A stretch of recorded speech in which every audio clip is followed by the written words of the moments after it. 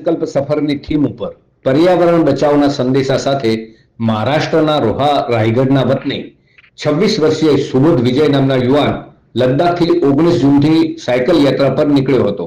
આ યુવાન મહેસાણાથી પાટણ આવી પહોંચ્યો હતો.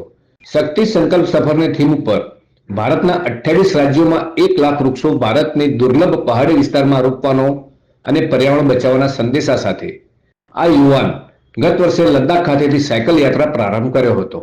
અત્યાર સુધીમાં 30,000 વૃક્ષ લગાવી દીધા છે.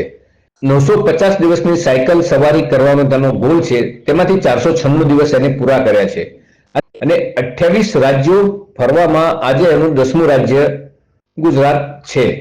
મીડિયા સાથેની વાતચીતમાં સુબોધે જણાવ્યું હતું કે जून 2024 को वर्ल्ड की सबसे हाईएस्ट मोटरेबल पास उमलीगला से शुरू हुई और इस अभियान का लक्ष्य है कि इस भारत के 28 राज्यों में 1 लाख वृक्षारोपण करते हुए विश्व की सबसे ऊंची पहाड़ी माउंट एवरेस्ट को क्लाइम करना। मैं अभी भारत के 28 राज्यों में से 10वें राज्य गुजरात में पहुंचा हूं और नीचे महाराष्ट्र, गोवा, कर्नाटक, केरला, तमिलनाडु, साउथ से वापस ऊपर नॉर्थ ईस्ट और नॉर्थ ईस्ट से 28वां राज्य बिहार पूरा। मीडिया સાથેની વાતચીતમાં સુબોધે જણાવ્યું હતું કે 950 दिनों का मेरा ये अभियान है और इस अभियान का मुख्य हेतु है कि मैंने हमारे भारत देश के अंदर फिट इंडिया मूवमेंट, एक पेड़ माँ के नाम जैसे अभियानों को मैं अपने अभियान के थ्रू प्रमोट कर रहा हूँ।